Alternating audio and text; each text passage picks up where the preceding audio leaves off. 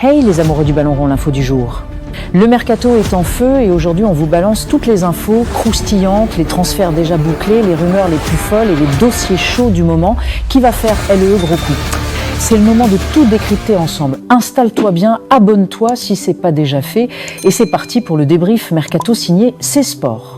On commence avec la réponse de Messi quand on lui a demandé pourquoi il marche sur le terrain lorsqu'il n'a pas le ballon. Il répondit « En marchant, j'analyse le positionnement de l'adversaire, comment nous sommes positionnés lorsque nous n'avons pas le ballon. Je suis toujours attentif au marquage, suivant ceux qui ne sont pas marqués. J'essaie de m'éloigner de mon adversaire, me retirant mentalement du jeu pour être bien positionné si nous reprenons possession ou pour avoir du temps supplémentaire pour lancer une contre-attaque ou jouer.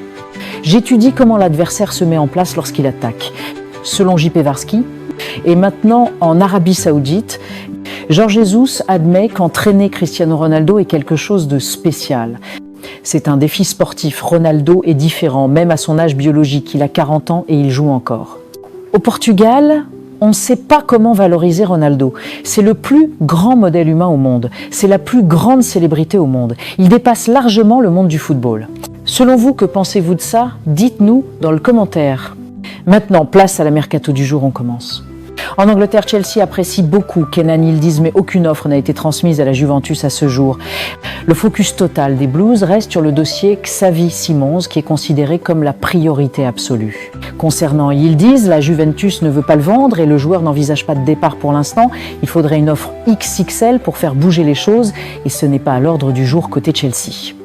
Donc ça ne serait pas possible pour recruter Kenan Yildiz. Et de l'autre côté, Manchester City signe un accord pour le recrutement de James Trafford en provenance de Burnley. Accord conclu avec Burnley avec une clause de rachat de 40 millions de livres sterling. Trafford a déclaré à City que Pep Guardiola le souhaitait. Newcastle est également informé de la décision de Trafford.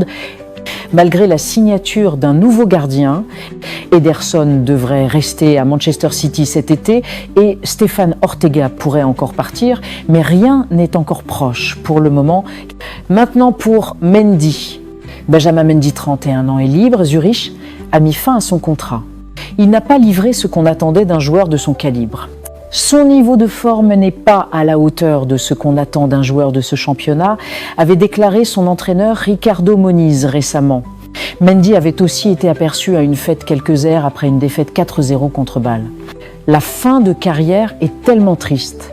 Et encore en Angleterre, Manchester United aurait exclu de recruter Emiliano Martinez en raison de crainte d'augmentation de sa masse salariale. Martinez a récemment signé un nouveau contrat avec Aston Villa d'une valeur de plus de 200 000 pounds par semaine, ce qui le maintiendra au club jusqu'en 2029.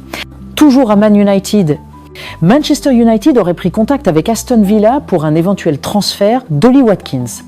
L'attaquant pourrait-il rejoindre Old Trafford et pour Liverpool, une nouvelle ère commence.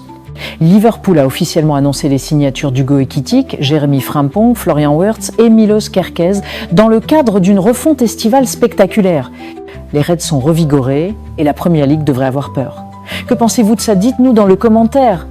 Et maintenant du côté madrilène. Le Real Madrid est ouvert à l'idée de prêter Endrick.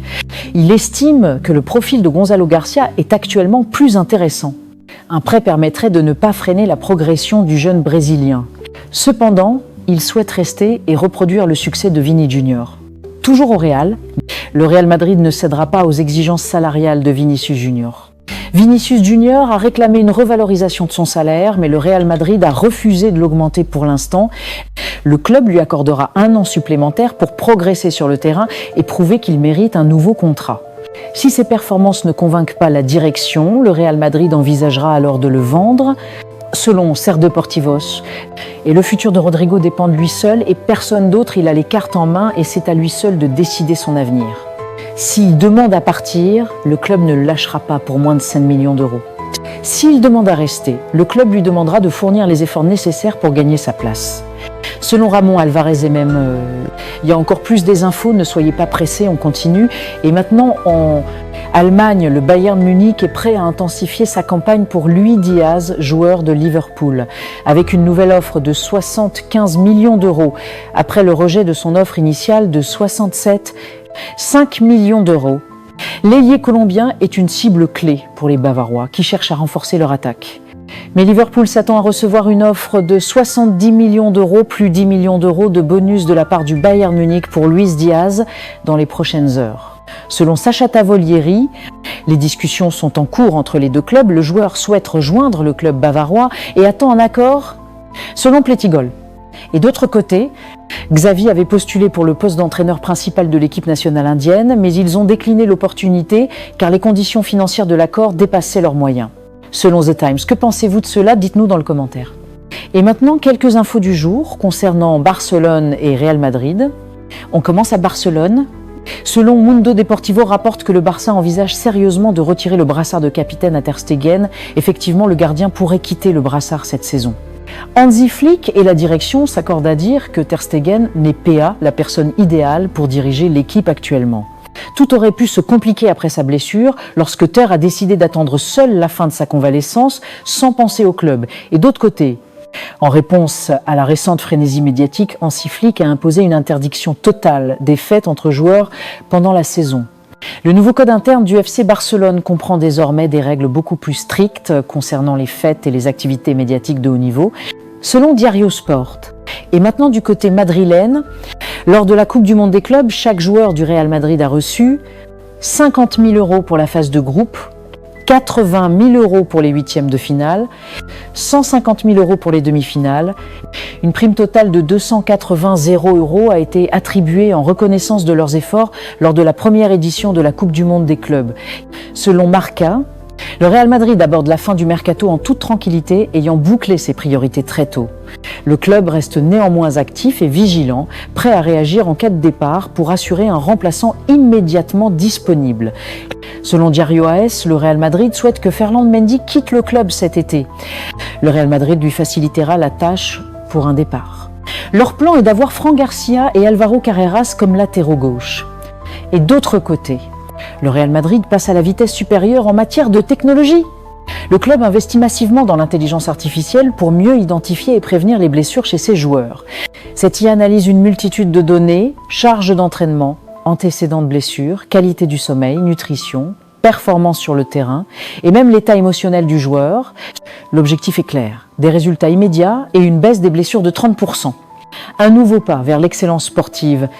Toujours selon Marca, malgré les rumeurs sur l'arrivée possible d'un nouveau défenseur central, Xabi Alonso garde une confiance totale en Eder Militão et pense qu'il peut retrouver son meilleur niveau pour devenir un pilier de la défense.